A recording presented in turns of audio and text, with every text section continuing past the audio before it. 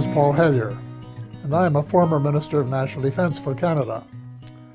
This disturbing message is for the several million Americans and others who were kind enough to listen to the 22-minute presentation at the Citizens Disclosure hearing in Washington in May 2013, and for anyone else who cares deeply about the future of their country and the planet Earth.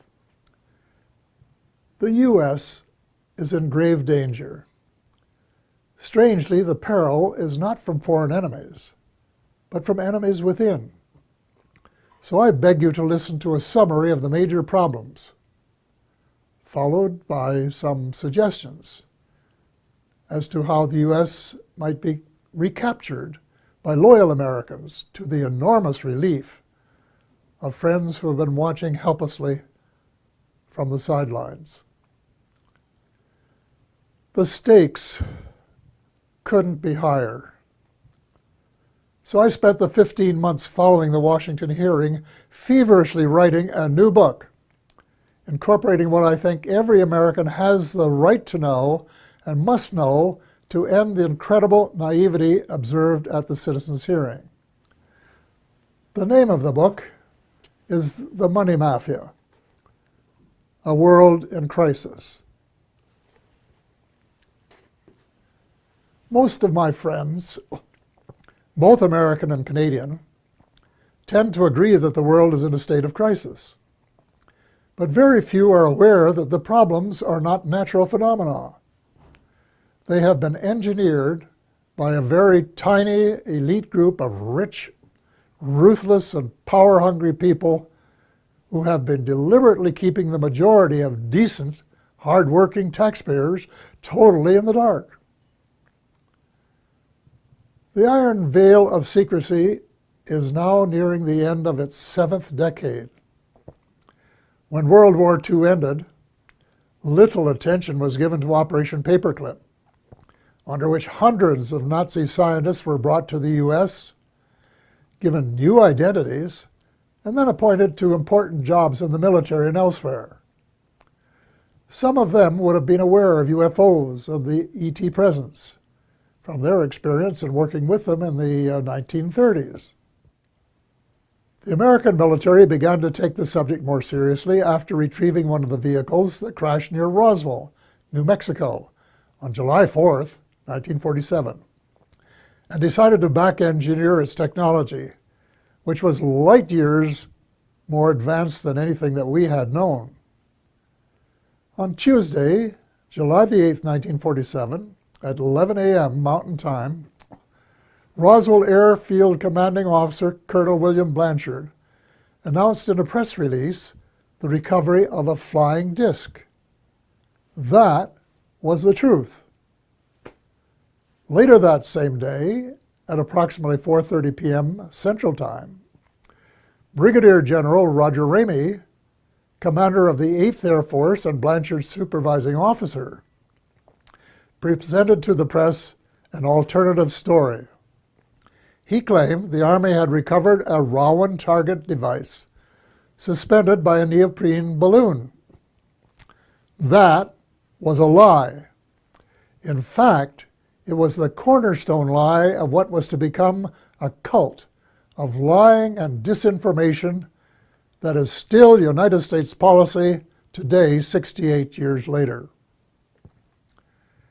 In my brief address to the Citizens Disclosure hearing, I said that the United States and much of the Western world is ultimately controlled by an unelected, unaccountable cabal.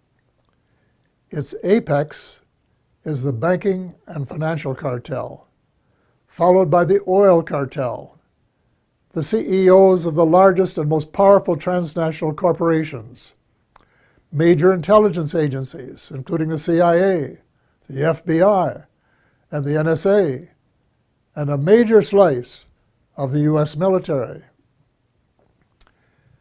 Their collective power and influence is incalculable.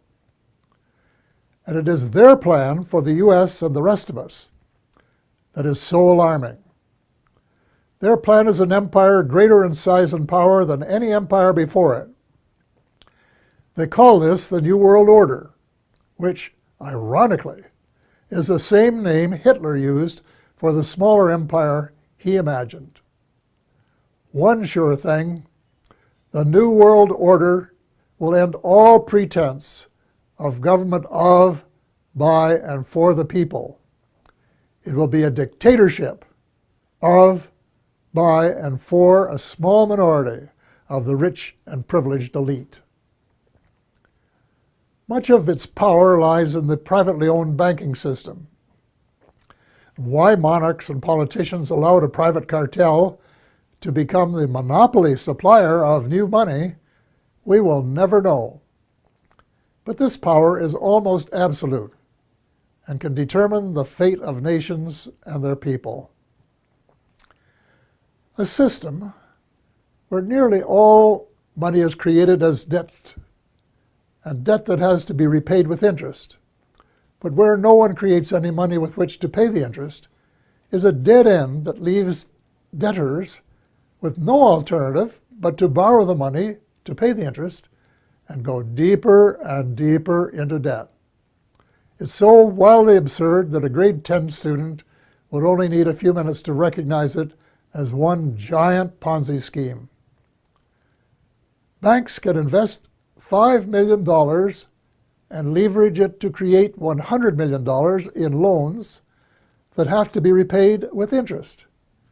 In effect, they skim 95% off the top of every loan. That is the reason I call them the money mafia. Monetary reform is the most urgent of all essential reforms, and my book contains a specific formula that the brave Occupy Wall Street protesters could have used to advantage when asked, "But what do you suggest?" What they lacked was the answer to that question. If about 99% of the population don't understand a deception that has been responsible for the Great Depression of the 1930s, the terrible recessions of 1981-82, 1991, and the Great Recession of the 21st century, it's not too difficult to understand why there are so many skeptics about UFOs and their occupants, even though several species have been visiting planet Earth for thousands of years. The crashes near Roswell, New Mexico, that I referred to earlier, were, in a sense, watershed events. In Canada, Wilbert Smith, a senior officer in our Federal Department of Transport, of which I later became minister, wrote a top-secret memorandum to his boss based on information he had received during a visit to our embassy in Washington. The memo, dated November 21st, 1950, read in part as follows. A.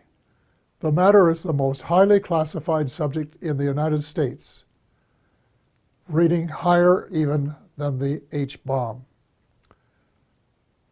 B. Flying saucers exist. C. Their modus operandi is unknown, but concentrated effort is being made by a small group headed by Dr. Vannevar Bush. D.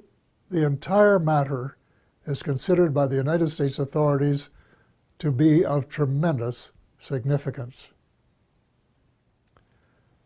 A control group of 12 senior civilian scientists and military officers was established by President Truman. They were known as the Majestic 12, or MJ-12, which issued a memorandum that included how to respond to UFO sightings by saying that they were natural phenomena, such as plasma or swamp gas, or that the observer might have been imbibing too much Jack Daniels bourbon. Nothing could be further from the truth. Under the Eisenhower administration, much of the physical engineering was transferred to underground facilities in Nevada and Arizona. Meanwhile, much of the control was transferred to civilian agencies in order to create plausible deniability as to its existence. When President Eisenhower wanted to take a look at the restricted areas, he was denied access. It was only when he threatened to send in the First Army that it was agreed that he could send 3 confidants to look at the secret areas 51 and S4. They reported that the Roswell vehicle was indeed being back-engineered by United States forces. President Eisenhower was so distressed by the situation that he included in his farewell address to the nation that his fellow Americans should beware of the military-industrial complex, which, according to one witness, was his way of saying that the ET file had fallen into the wrong hands. Indeed it had. It was under the control of the military-industrial complex, otherwise known as the financial, intelligence, and military wing of the all-pervasive cabal, which has seized control of the United States and much of the balance of the world. Beginning with Eisenhower, not one of the presidents of the United States has been given completely honest advice by his civil, military, and intelligence advisors, nor fully briefed on the ET presence and technology.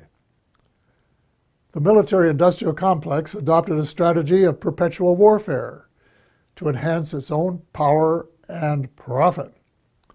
It is inconceivable that this plan was discussed and approved in advance by any American president.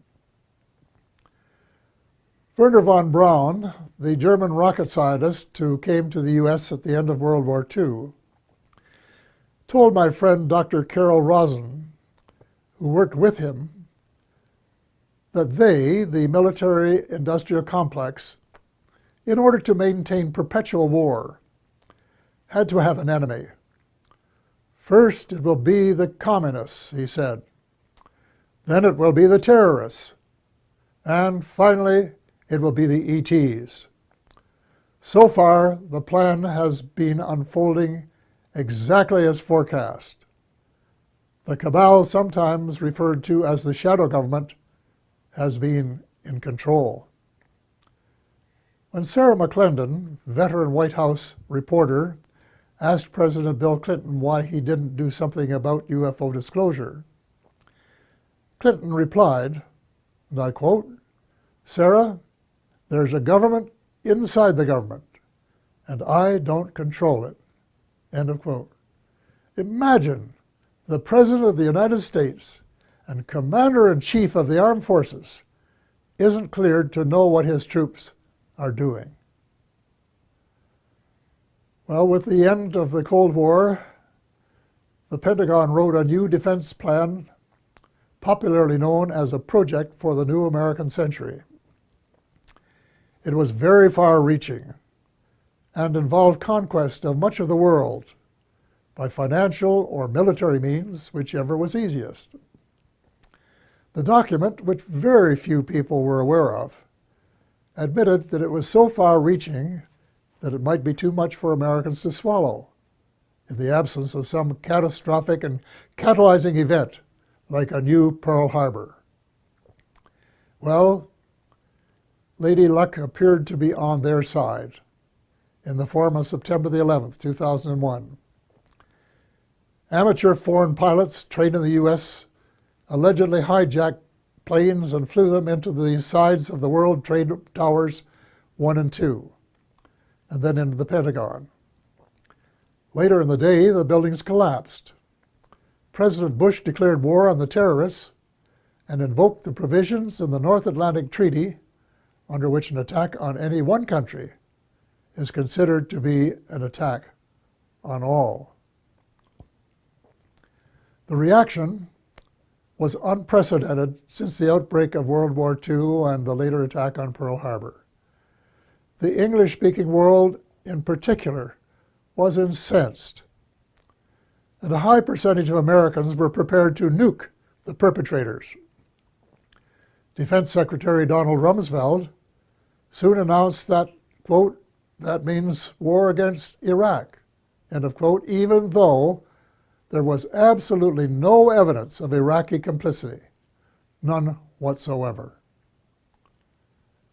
Although most Muslims had been sympathetic to the U.S.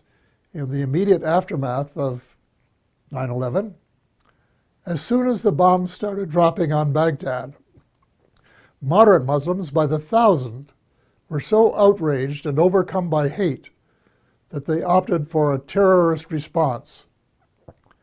From that day on, it would be difficult to find a terrorist who did not have "Made in the USA" etched on his or her soul. Now, more than a decade later, the situation becomes even darker as the truth about 9/11 begins to emerge from the burial ground of a controlled press. We find that high officials in the George W. Bush administration knew of the attack weeks in advance and made no effort to prevent it. On the contrary, the evidence points to complicity when we find that not just 2, nor 3 buildings collapsed, nor 4, nor 5, nor 6, but 7. Some, if not all, had been rigged for controlled demolition. But that isn't all. A new weapon of mass destruction was used that reduced the concrete and steel to dust before it reached the ground. If you have any doubts about this, get a copy of Dr. Judy Wood's book entitled, "Where Did the Towers Go?" 500 pages of meticulous evidence. The unfolding story reveals the greatest mass deception in history, with the most universally negative consequences. Far more important than the long lineups for security checks at airports. We have been stripped of our civil rights one by one, including, I regret to say, habeas corpus, reversing 800 years of progress. Country was set against country, religion against religion. Words like peace and negotiated settlement, which had been possibilities before 9/11, were lost in the jungle of lies. The cabal, also known as the military-industrial complex, was not interested in a just settlement. It wanted perpetual war, and that was what its heinous deception achieved. It also robbed the once great United States of America of its last vestige of moral leadership. Worse, by invoking NATO, it transformed a defense alliance into a US-led task force. And by recruiting former countries from the Soviet Union, an obvious provocation to Russia, it has managed to create rumblings of a new Cold War. The danger lies in the fact that the New World Order is not limited to old boundaries and concepts of empire, and we seem hell-bent toward a third world war. Horrible beyond human imagination. It must not be allowed to happen. Almost every president since Eisenhower has been under the control of the cabal, and President Obama, regrettably, has been no exception. Before he was sworn in as a new president, I saw a picture of his economic advisors, and I said, uh-oh, the same old gang who permitted the Bush recession. Nothing will change. Then when the president persuaded innocent allies to join in a second unwinnable war in Iraq, and a senior U.S. military commander confirmed that it would take several years to win, it was obvious that President Obama was playing the military-industrial alliance game, and that it would be the only winner. Extreme Islam is an ideology, and it can't be killed by smart bombs. Most ISIS recruits begin as young idealists who are repelled by the way the world is being run and are looking for a better way. any effective strategy must be to win their hearts and minds and not just to kill them and make them martyrs to a cause. Step number 1 is to convince President Obama that the policies of his predecessor benefit no one but the arms manufacturers. So all non-Muslim members of the coalition should withdraw from the war against the Islamic State and begin to reverse all of the wrongs committed by the West in recent years. Hate him or love him, President Obama is the only person in the world with the power to lead a penitent United States and its misled allies in the moral and spiritual revolution essential for a world of peace and justice, where the human species has a fighting chance to survive. The transformation has to be reversible before the next U.S. presidential election, which could be the point of no return. Ultimately, the Muslims must be allowed to settle their own problems. Before 9/11, Iraq was a Sunni dictatorship that treated its Shia brothers and sisters badly. The U.S. deposed Saddam Hussein and established a new Shia majority that treated its Sunni minority unfairly. The seeds of further conflict were born. The Muslims must resolve their age-long differences as Christians and of different denominations have recently been able to do. Perhaps the United Nations might be invited by the Muslims to convene a meeting of both temporal and religious leaders in search of a better way of settling grievances and differences.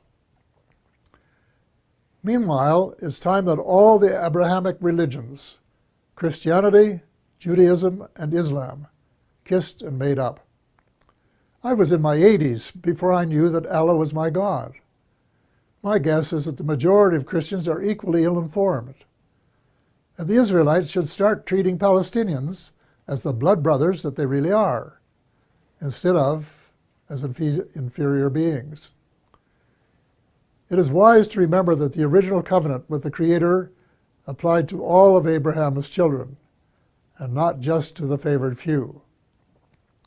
The bottom line is that the use of drones, suicide bombs, and crushing military superiority on the part of Christians, Muslims, and Jews are all prohibited by their holy books. The next step is to persuade all the major religions to practice the one principle that they have in common, which is to treat others the way they would want to be treated if the roles were reversed. Universal practice of the Golden Rule would transform the world. I get hundreds of emails from decent Americans and like-minded individuals in a dozen countries who want nothing more than the end of militarism and a massive shift in priorities toward universal peace and justice. Quite a few are involved in small projects that are making a significant difference at the micro level. But most of them are realists and recognize that the cabal doesn't want peace and justice. It wants power, wealth, and empire. So what can an individual do in the face of unprecedented power and wealth? The cabal, headed by the banking cartel, has almost unlimited financial power. But we, the people, have the numbers and must combine our limited power to form a critical mass that can move mountains. There is no guaranteed formula, but an educated guess would be that if 5 million decent and determined Americans got a copy of The Money Mafia, A World in Crisis, read it carefully, and then actively supported the comprehensive action plan set out in it, a miracle could happen. Each one of the 5 million would have to write a personal letter to the president, their senator, and their congressperson, demanding action forthwith in each of the critical areas in the same spirit of bipartisanship that would be expected in a war to save the world, which is exactly what is at stake. I am not going to repeat the list of essential reforms here, except for a few key items. The U.S. should play a leadership role in ending the private bankers' monopoly to print money. Actually, it isn't really money, it's just credit created out of thin air, a computer entry, and restore some of the power to the people that is rightfully theirs. President Obama can mint $2 trillion platinum coins to get the ball rolling, while legislation is prepared to take over the Fed and establish a 100% publicly owned central bank, a central bank of the United States. There cannot and will not be peace and justice on earth while the Fed continues to exist. Speaking of justice, if President Obama really wants a place in history as a friend of the 99% rather than the 1%, he can fast-track the Trans-Pacific Partnership into oblivion. Even the name is a lie. There is no way it is a partnership. It should be called the Trans-Pacific Power Grab by a small elite group who want to feather their own nests at the expense of other people's rights to run their own affairs for their own benefit. So the choice is yours, Mr. President, to decide if it will be the people or the cabal. There must be full disclosure of what the cabal and the U.S. shadow government have been doing since World War II. To what extent has the extraterrestrial space and weapons technology been back-engineered? And is it true, as the late Ben Rich, former CEO of Lockheed's Skunk Works, said, and I quote, "We, the U.S., now have the technology to take ET home," end of quote. The extent to which there has been collaboration between the cabal and the ETs. What species? What motives? Were there agreements signed? And if so, were the terms of the treaty or treaties lived up to?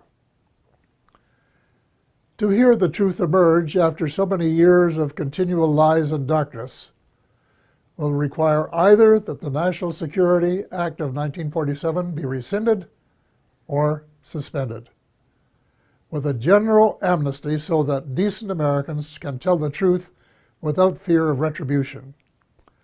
A kind of truth and reconciliation process will be required. Then there are the positive benefits that must be pursued. The President must issue an order that would release the secret patents on exotic energy and make them available to the world. The secret technology, in combination with the flexible financial system, will make it possible to convert from an oil economy to a clean economy in 7 years. It will provide billions of new jobs worldwide and help close the ever-widening gap between the haves and the have-nots. Simultaneously, a project should be started to restore our oceans before the food chain has been permanently broken. In addition, worldwide programs of forest preservation and reforestation should help provide the carbon sinks essential for greater stability in weather patterns. Speaking of changing weather patterns, full disclosure should give us a better idea of how much weather patterns have been altered by government tinkering. Due to restraints of time, space, and expertise, my book makes no mention of either chemtrails or the high-frequency active auroral research program known as HAARP. But from what I have heard and read from credible informants, I would say that they are Satan's illegitimate Siamese twins of death and destruction. If so, they should be terminated at once and relegated to the netherworld from which they came. And before the people of the world become aware and launch a $10 or $20 trillion class action suit against the United States Air Force, its contractors, associates, and suppliers. A visit to the battlefields of World Wars I and II in November of last year affected me profoundly. The slogans were everywhere. Never again. We had seen the horror of man's inhumanity to man, which was sordid beyond belief. Yet as I reflected on the real world of today, I thought that the millions who gave their lives had died in vain. Even before the Second World War was over, a group of greedy, self-centered men were plotting the next round, and they have been working assiduously at their plan. The same symptoms of mass unemployment, poverty, and seeking military advantage have been replicated. But the next time, we would start off with weapons of mass destruction just in their infancy then. The next time, it is not just supremacy that is at stake, although there are some who think so.